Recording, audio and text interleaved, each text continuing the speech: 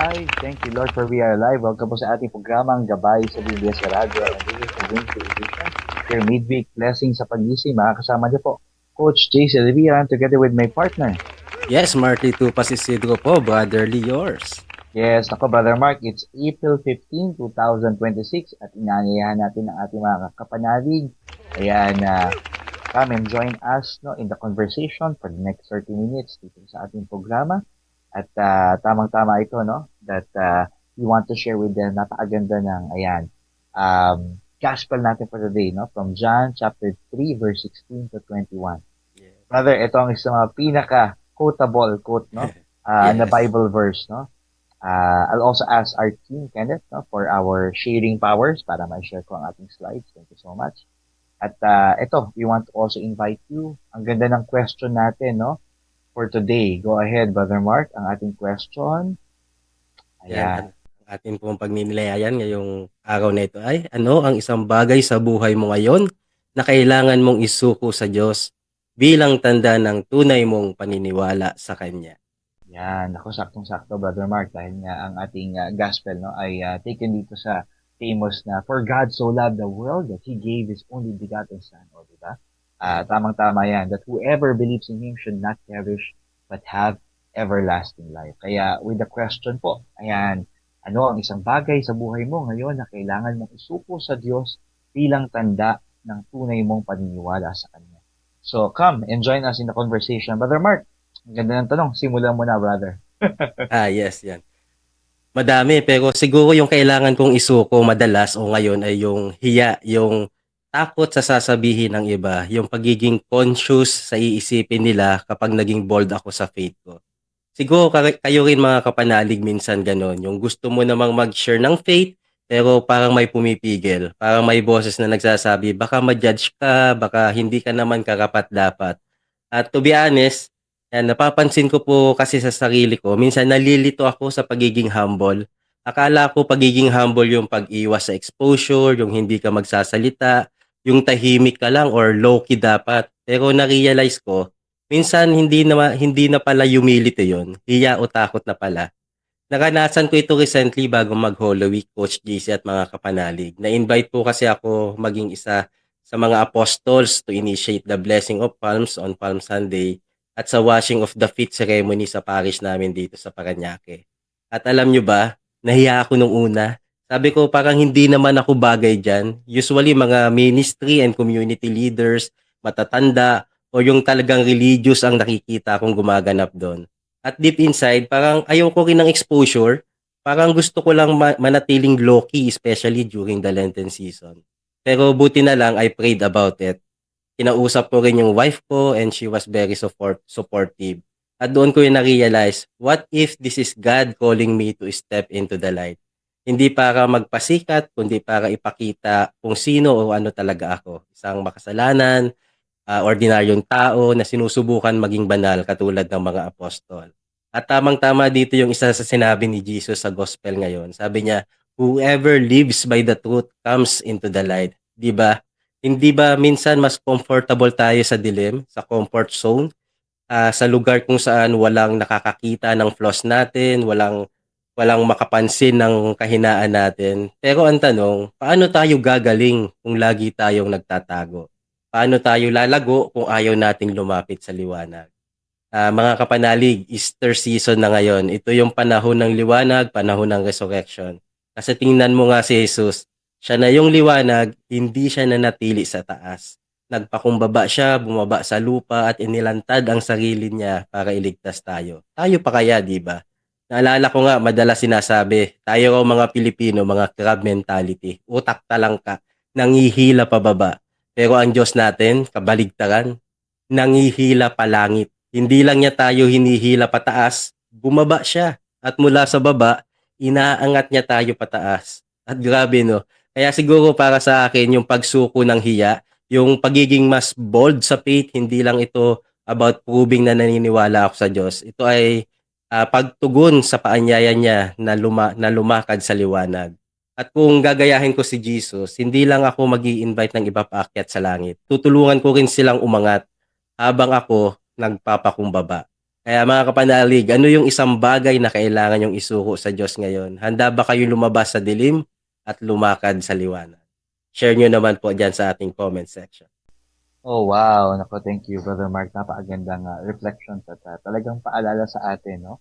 Na ang Panginoong Yes. Diyos ay nandyan para tayo ay hataking pataas, no? And Yes. it's a reminder right now, no? Na the world is in crisis, no? At that also includes, no? Here in the Philippines as well, Mm-mm. habang nasa no, crisis tayo, kaguluhan, ayan, ang daming namumulitika. It's a reminder for us na ang Panginoon Diyos no, ang nandyan talaga no, para ating kapitan sa panahon ngayon. Mm-mm. At ang panawagan natin ay kapayapaan at pagmamahal. No? Yan ang Amen. importante nating ipangalat. No? At we are reminded no, that ang Panginoon Diyos ibinigay ang kanyang buhay para hindi lang manatili sa atin. No? Binigay ito dahil siya ay nagmamahal. Dapat ito ay maibahagi natin no, sa iba at magbigay buhay din tayo sa ibang tao. Kaya salamat Amen. po mga kapanalig. Ayan, continue to join us in the conversation. Muli, ang question natin for today, ayan, ano ang isang bagay sa buhay mo ngayon na kailangan mong isuko sa Diyos bilang tanda ng tunay mong paniniwala sa Kanya.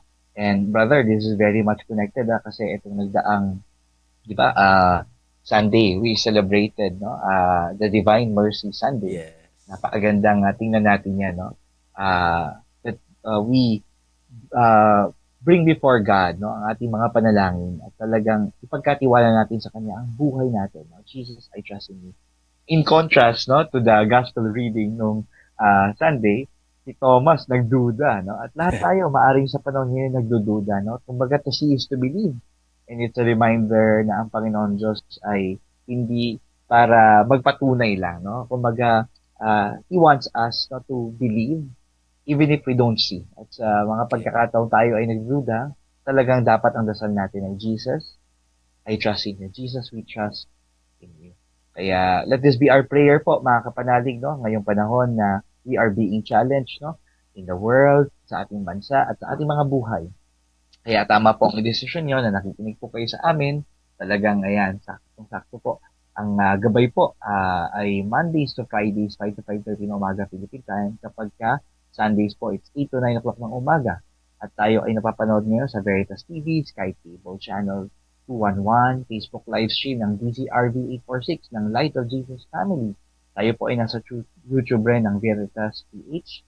Napapainggan sa Signal Cable Channel 313 and e-radio portal. At pwede po kayo mag-text sa amin at 0918-837-4827 or 0918 Veritas. Mamaya babasahin po natin yung mga comments niyo at mga text message niyo. At yeah, maraming po salamat mga kapanalig. No? At alam mo, Brother Mark, kahapon din, marks Yes. the 505th diba, anniversary ng first baptism in the Philippines. Again, in Yes. contrast sa pagdududa ni Tomas, ayan, ang mga Pilipino naman, no, ay makita mo talaga in our history, believes in the Lord, no? Pero yun na nga, minsan parang to believe or not to believe. Hindi. We make a decision, naniniwala kami, Panginoon, and we trust in you. Kaya, ayan, speaking of belief, brother, nakita pa tayo ng Grand Easter Feast. How Yes. was that experience for you, Brother Mark? Wow, ang daming surprises. Siyempre, yung surprise, yung gift mo ng ating gabay. And of course, the gift na maka-attend nitong Grand Easter Feast. Ang dami kong realization rin diyan. Ang daming conviction ni Lord sa akin Amen. na maging grateful. And definitely, no, the message of loving God in the ordinary, just like you are doing that no, for your family, in the ministry, and in the work that you are doing as Yes. well. Kaya tuloy-tuloy lang natin. Kaya napakaganda rin ng sharing mo nga, no, sa, parang isip mo, karapat dapat pa ako, Lord. Pero yun na nga eh. Mm-mm. The Lord chooses us. Pinipili tayo ng ating Panginoon. Ayan, nako, speaking of pagpili, salamat po dahil sa, ayan, nakasama po namin kayo nung last live event po sa ating bagong venue ng East Belt sa Macdopi Campa with our new schedule, Brother Mark. For the longest time, it has Yes. been Wednesday. Ngayon po, Friday na po siya. And the next upcoming event will be on April 24, still, Friday 6 p.m. sa Macdopi Campa along Spania Boulevard, Manila. At ito naman, mamaya, tayo po ay naka-online live stream sa Facebook page po ng The Peace Field at 6 p.m. Ang ganda ng bago nating series, no? Called to Witness, no? Ang talk number 1 po natin, what good news are you sharing? Anong mabuting balita, magandang balita na yung ibinabahagi, no? Pag-uusapan natin Very mamaya yan timely. with our one big message that God will make things new. Ayan. And these are just some snapshots, no, ng nakaraang talk namin. Brother Mark, would you believe this, no? Nasa around 40 plus kami. At Awesome. umabsent pa dito, no, is yung CEU Pep Squad na madalas naming attendee talaga. Puno na kami, ibig sabihin. So, kami naman, we want to continue to, di ba, pray na, Lord, dali mo kami sa mas malaking lugar. Pero minsan, di ba, kung ano yung meron tayo ngayon, pagyamanin natin. Yeah. Kaya, saktong-sakto, love God in the ordinary. And hopefully po, you can come and join us, no? Next time sa live event. But mamaya po, it will be a Facebook page, 6 p.m. live stream po tayo. Yan. Manalangin po tayo. Let's come before God at itaas natin ating mga prayer petitions. In the name of the Father, the Son, the Holy Spirit. Amen. Sa araw na ito, tinatanggap ko ang lahat ng pag-ibig ng Diyos para sa akin. Sa araw na ito, ako ay nagbubukas sa hindi masukat, walang hanggan at nag-uumapaw ng kasaganahan ng Diyos sa buong sanlibutan. Sa araw na ito, ako ay nagbubukas sa biyaya, kagalingan at himala ng Diyos. Sa araw na ito, ako ay nagbubukas sa salita ng Diyos upang ako ay maging kahalintulad ni Jesus araw-araw. Sa araw na ito, aking tinatanghal na ako ay mahal ng Diyos. Ako ay lingkod ng Diyos. Ako ay makapangyarihang kami ng Diyos. At dahil ako ay pinagpapala ko ang mundo sa ngalan ni Jesus. Amen. Amen. Pagkakataon po ito, tayo ay dadako sa ating kwentong gabay na babasa sa ating ni Brother Rack Leo. Ang pamagat ng ating kwentong gabay ay walang katumbas na isunulat ni Rona Singson Ledesma at ito ay inspired sa John 3 verse 16. Gayon na lamang ang pag-ibig ng Diyos sa sangkatauhan kaya't ibinigay niya ang kanyang kaisa-isang anak upang ang sino mang sumasampalataya sa kanya ay hindi mapahamak, hindi magkaroon ng buhay na walang hanggan. Isa akong audiologist, noon pa man mahalaga na ang mga hearing aid na maganda ang kalidad. Bakit?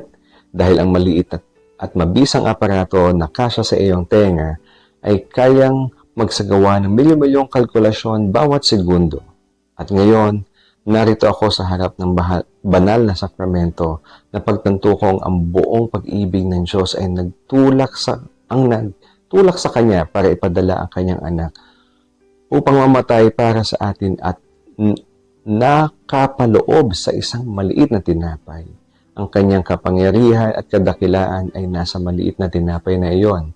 Nakakalungkot na 69% lamang ng mga nagsisimba ang naniniwala sa tunay na presensya ng Jesus sa Eucharistia.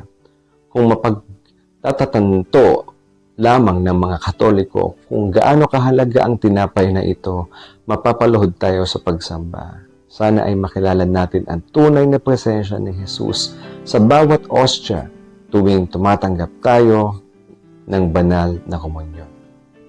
Pagnilayan. O dakilang magpapakumbaba na ang Panginoon ay buong sanlibutan, Diyos at anak ng Diyos, ay kailangang magpakumbaba at magtago sa anyo ng isang maliit na tinapay para sa ating kaligtasan. Manalangin tayo. O matamis na Jesus, buksan mo ang aming mga mata at puso upang palagi kitang makilala sa banal na Eucharistia. Alam mo, habang binabasa ko tong walang katumbas, napaisip ako sa isang bagay na madalas nating ma-overlook. Yung mga bagay na simple lang, parang sobrang mahalaga pala. Parang sa buhay natin, minsan hinahanap natin yung malaking blessing, yung obvious, yung ramdam natin, yung impressive. Pero sa Diyos, ibang level. Pinakita niya yung pinakamalaking pag-ibig niya sa isang bagay na napakasimple. Sa isang maliit na tinapay. Grabe, no? At doon, tinamaan ako. Ilang beses na ba akong lumapit sa Diyos? Pero hindi ko siya nakita dahil wala siya. Kung hindi dahil hindi ako attentive. Sa totoo lang, ganito rin sa buhay. Yung mga simpleng bagay, oras na kasama yung pamilya, katahimikan, small wins, mga taong nandyan lang. Doon madalas nakatago ang tunay na blessing. Kaya siguro ang pag-anyaya sa atin ngayon ay ito. Matutong makita hindi lang sa malaki kundi sa maliliit dahil minsan doon nakatago ang walang katumbas ng pag-ibig ng Diyos. Back to you, Brother JC. Maraming salamat, Brother Rock Leo. At napakagandang gabay, no, na sulat ni Sister Rona, no, Desma. Ayan, salamat po. At tayo ay magkakaroon ng quick break. Sa pagbabalik po natin, muli, we want to invite you to join us in the conversation. Tag your friend and share this Facebook Live. Ang ating pong question, ano ang isang bagay sa buhay mo ngayon na kailangan mong isuko sa Diyos bilang tanda ng tunay mong paniniwala sa Kanya? Magkakaroon po tayo ng quick break. Magbabalik po ang programang Gabay. Welcome back sa ating programang Gabay sa Biblia sa Radyo. And this is the Winfrey Edition with Weekly Blessing sa Pagising. Kasama niyo po Coach Chase Elviran together with Brother Mark Lee Isidro. At salamat din kay Brother Rock Leo for reading ating kwentong Gabay. Talagang ayan po, bawat umaga ay panibagong pag-asa, gising na kasama ang Gabay sa Biblia. And every gising is a blessing. Ang ating pong question, no, we came from that break. Brother Mark, go ahead. Yes, ano ang isang bagay sa buhay mo ngayon na kailangan mong isuko sa Diyos bilang tanda ng tunay mong paniniwala sa Kanya? Ayan, at ngayon nagbabasa tayo ng mga comments, mga text message. Salamat sa mga avid listeners natin. Thank you for the likes. Thank you for the hearts, sa mga stars. Ako, salamat po sa inyo. And thank you for tagging your friends and sharing this Facebook Live. Si Brother Luis, bumabati po sa atin. Ayan, at ayan, thank you Brother Luis sa mga pagbati po. Ayan, si Liceria, Happy Easter, Leonila, watching from Barangay Sirang Lupa, Calamba. Thank you so much po. Si Randy Vidal, thank you for sharing your prayers, Lord Jesus. Your love is better than life itself. Ayan, at salamat din kay Agnes, no? Kay Rick Galang, mapagpalang umaga. Kay Sis Ami from our team. Si Madu, bumabati rin sa atin. Thank you for tagging your friends. At ito, may mga prayers siya para sa healing ni Monette, Joel, Cathy, Sis Mercy. Sinusuko po lahat ng problema ko kay Lord. Alam kong hindi ako pabayaan. Thank you, Brother Luis. Ayan, nulit niya ang kanyang message. No? Thank you, Laina, from San Miguel, Bulacan. Ito, ganda ng pangalan niya, Brother Mark, Jesus Emmanuel. Wow. Among others, health concern. Kung magsisik pa rin ng medical intervention kasi ang dami kong kinukonsulta na doc or direct na lang kay God, no? Pagkapagaling sa woman with severe bleeding at bulag, bingi, pipi, lumpo is still the best, the ultimate healer. Mga instruments lang tayo. Amen. Si Joyce bumabate, si Melly bumabate. Brother John, baka mayroong mga comments sa Light of Jesus Family Facebook page. Yes, ang ating avid listener yan. Kanina si Brother Randy Vidal nag-share na ng prayers na nabasa mo. And of course, si Che Robles, she is watching from Bacoor, Cavite. And Monching Maribao. Ayan. Ako, salamat po sa inyo, sa mga comments ninyo. Ito rin, sabi dito, mapagpalang umaga, grateful for the gift of life, and all God's blessing, no? Text message ito from Nanay Dulce Fabre. Of course, no, praying for family, healing, good health, financial blessing. Salamat po. And of course, world peace, sabi niya. Ako, napakalaga niya. Yes. Please include din sa Holy Mass, Holy Mass Souls of Picture, Victorina, Manuel Justo, Quintos, in Jesus' name. Amen. At dito pa nalig 9801, mga anak, isama sa Mass for Speedy Recovery. Sila Judy, Cueto, Nena, Impusto, Ninfa, Rosia, at Rafael Canceran. Mga anak, thank you po. Ayan, at si Brother Luis nga, sabi niya, I-greet po ang inaanak ko sa kumpil at magiging model at talent na si Ralph Lawrence, theologo. Happy birthday ngayong April 15. Happy birthday, Happy Brother birthday. Luis, no? Ako, happy birthday sa aking pinsan na si April, no? Of course, no, we celebrate, no, ang mga April celebrants. Let us know in the chat kung sino pa mga nag-celebrate ng birthdays at baka Yes. anniversary, no? Si EJ na kasama namin sa PCU, but happy birthday EJ Ramos, o, di ba? Marami pa mga nag-celebrate. Galing po ito kay Ninong Brother Joel Saludares ng Monday edition. Ayan, happy birthday, Brother Joel. Ayan, so dami nag-celebrate. Sabi niya, galing po ito kay Ninong Luis Santos, San Felipe, Neri, Catholic Smart Community, Mandaluyong, Salt, Makati, at St. Francis of Assisi Parish, Mandaluyong at Overflow Retreat Batch 16. Salamat po. Ayan, ang invitation ko doon sa mga avid listeners na natin, ayan, saktong-sakto ang one big message po ng talk natin, no? Mamaya sa Peace You Belt ay God makes things all new. Ayan, ang request ko sa inyo, sana merong something new that you share apart from the usual greeting, yung mga pagbate, mga prayer petitions, no? Join us in the conversation, no? Lalo po dito sa tulong namin ni Brother Mark. Ano ang isang bagay sa buhay mo ngayon na kailangan mong isuko sa Diyos bilang tanda na tunay mong paniniwala sa Kanya. Kaya minsan, Brother Mark, kahit ako parang I'm gonna repeat again the same thing all over. Sure. So maganda rin po mag-share po kayo ng bago din, no? Para at least meron tayong something that we add into the conversation, may bago rin po. So yun ang aking request sa mga avid listeners natin.